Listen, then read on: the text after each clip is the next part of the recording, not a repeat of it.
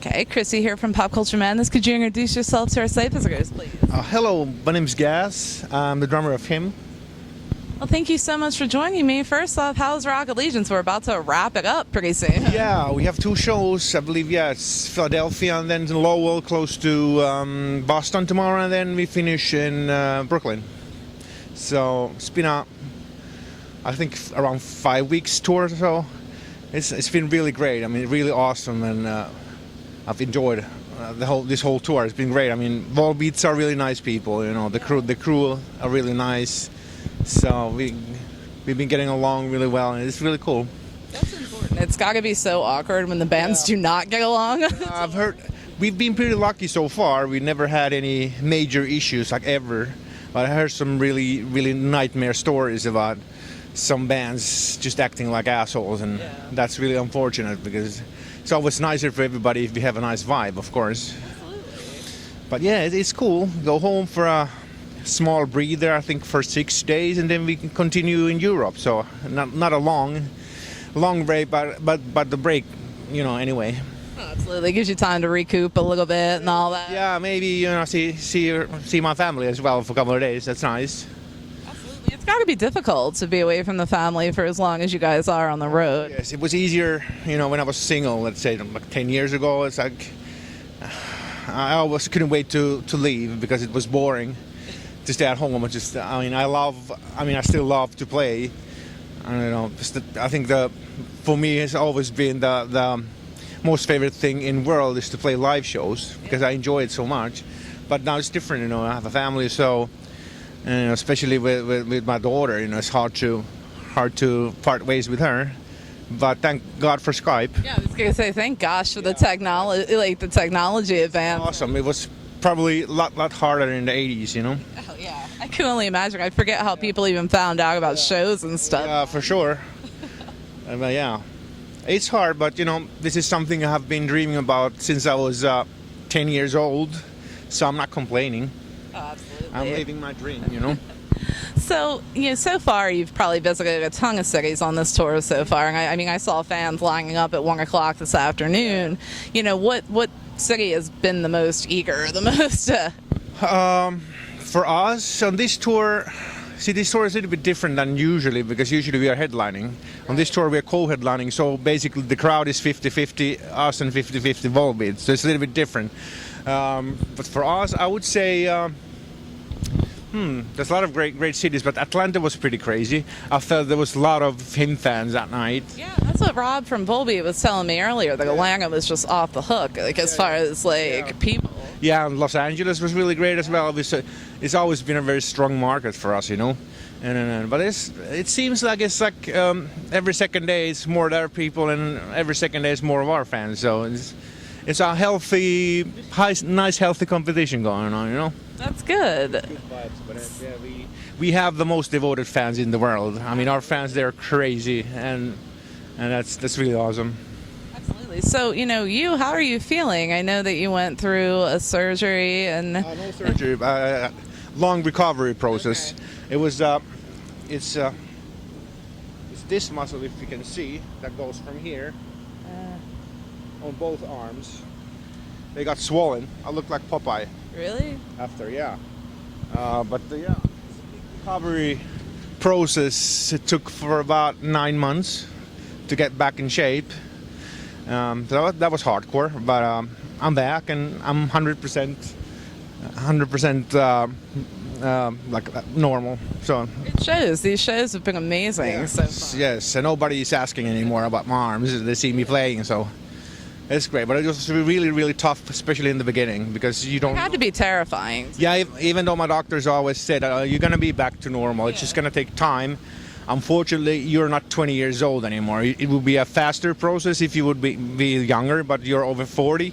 So it's going to take a little bit longer for you, but you're going to be, back in shape 100%. But of course, you start to wonder, like, damn, what if this was it, And I can't do it anymore. So that was for a little bit. But then I noticed that I started to progress a little bit. My arm started to heal, and I went playing by myself for about altogether 7 months. So I noticed in the beginning it started to I started to get good results, so I got calmer, but it was tough mentally, But I made it, and here we are. Yeah, I'm glad to hear everything is okay. That's awesome. So, can you talk a little bit about the recording process for the latest album, Tears on Tape, and maybe one or two songs in particular? Can you tell me what the mindset was like? I know there's some instrumental stuff added, which is a little bit new for you guys. Yeah, we basically. The recording session was nothing different compared to what we always do. We did this one in a studio at Finnvox in Helsinki, a place that we recorded the first album in, and just we have done a couple of albums there before, so it felt like home. And we did it with a friend of ours, Mr. Hiili Hiilasmaa, producer guy, he's a really nice producer and very good in what he does. And one thing in a recording session is, everybody can play. It's about that you get the right feeling when you're playing. Right. And he's very good because he's a good friend of ours, and he always he can create a really relaxed vibe always when you record. So it was really fast. For me, it took 3 days, and the drums were done. And it was really easy, and I could see that I had been practicing a lot by myself when I was recovering. So. It was really fast. I was probably at my peak as a musician when the studio session started, because normally I don't have so much time to practice because we're touring a lot and practicing. That's a good way to think. Practicing by my own. I don't get to do that so much anymore, but I for sure noticed that this was the case this time. I practiced for I think 7 months alone, practicing some old special things I don't get to do in a band practice.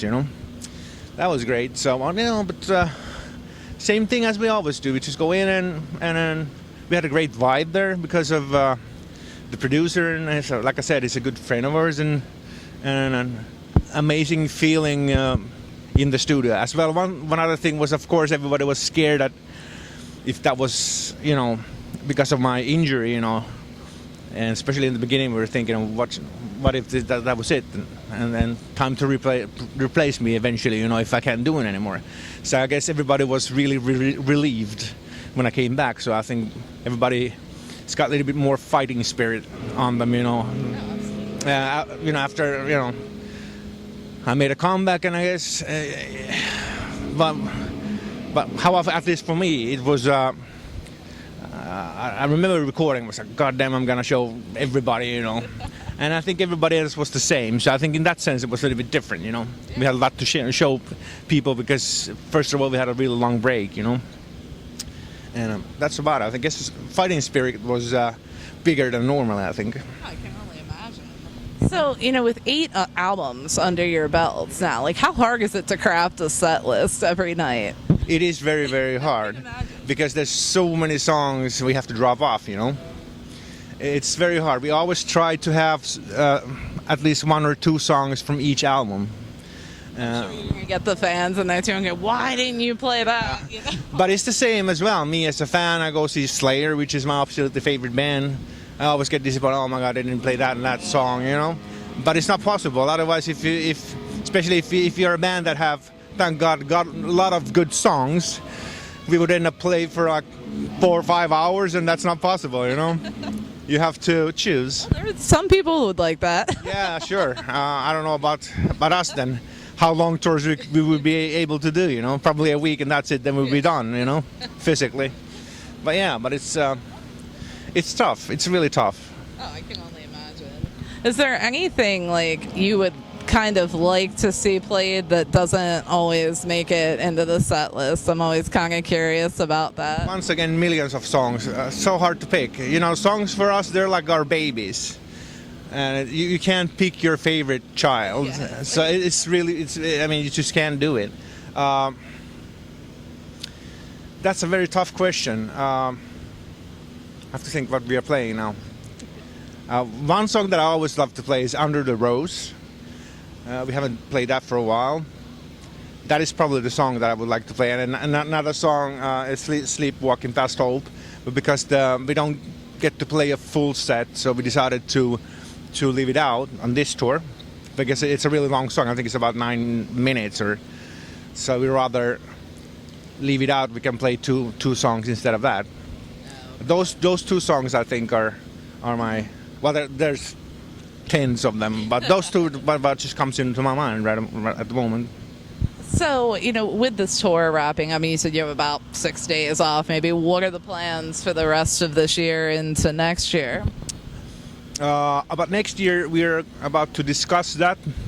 We haven't yet decided on any follow-up tours, but after this trek, we have 3 more shows, and then we fly home for 6 days, and then we start a 4 weeks European tour from Hamburg. And after that, I don't know.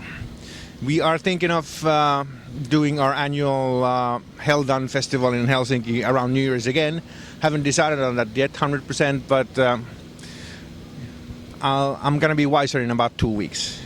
That's a possibility. And then there's some demand for us to play Australia, and a lot of people from Latin America they want us to come over there for the first time. We never played South America. Really? And we know we have a lot of fans there, so that is one possibility as well. And as well, there is huge pressure to do another US tour in spring, but we haven't decided on that yet. But Oh my God, you guys sound like you got it all lined up, or at least in the works so far, so you're going to be busy. we're talking, but we haven't decided yet. But for sure, we're going to do some more touring next spring, and then obviously next summer again, at least the European festivals. So there's a lot of discussion about what the tour said. But we haven't decided anything yet. But for sure, we're going to tour something more. It's not going to be it, this US and European tour, but for sure something in spring, So, I mean, can we talk about your fan base? Right? I mean, we mentioned earlier that you guys have some of the most loyal fans out there.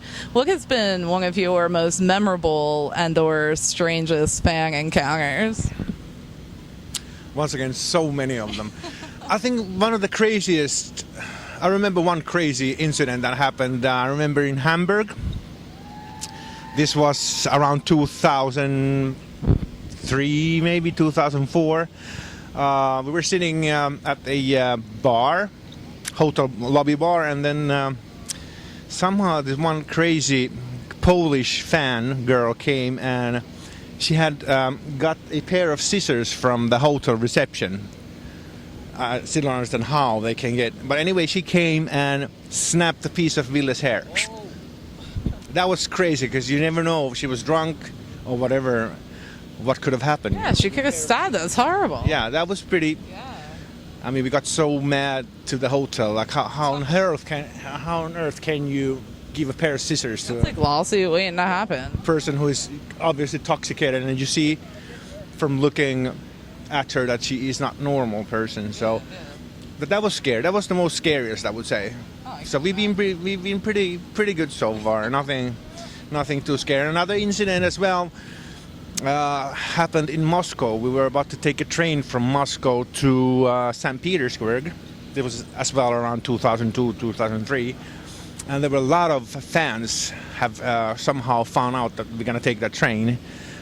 I don't know, God knows, close to 100 fans just started to run and ripping the clothes and all that stuff. And then some security guys, big security guys came and just started to throw them. The fans. That wasn't nice at all, but it was pretty crazy. We just made it inside the train and closed the doors. Wow. But nothing too crazy. Those are maybe what are most memorable for me. Well, I want to thank you so much for taking a few minutes out to speak with me today. I appreciate it. Yeah, is there any comments you'd like to share with our site visitors? I'm sure you guys are active on all the social media and all that. Well, I don't know. I'm the only one actually who has a Facebook page. I saw that. Yeah, and Ville is he does. The rest of the guys, they don't like social media so much. I think they're too much old school, 80s rockers. So they're they don't like it. I like it. For me, it's really nice to stay in touch with the fans and talk to them a little bit, and it's nice. I mean, it's modern times, and that's never gonna go away. It's not. Only getting further. No, we're not gonna go back to the 80s anymore. So you have to kind of live with it. You have to, adapt, and it's really nice. It's been really a really nice experience. It's really cool. But well, what can I say? Our fans. I think we have the best fans in the whole world. They've been so supportive, and the thing is, with our fans, bands can't do what they're doing.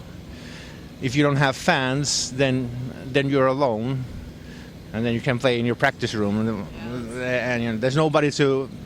Without fans, there's nobody to buy concert tickets or buy your records or anything, and without that support, you're nothing. So you have to take care of them as well, and that's how I felt. Why I felt I should put up this Facebook page so I can talk to them a little bit, because I clearly know now after a couple of weeks they really appreciate that, And of course, it's somebody who's speaking to the fans as well. But we're all different. I mean, the guys they're more the 80s guys, and they don't like social media. But thank God there's one who lives in the now. That's awesome. Well, thank you so much for speaking with me. Have a wonderful show. Thank you so much.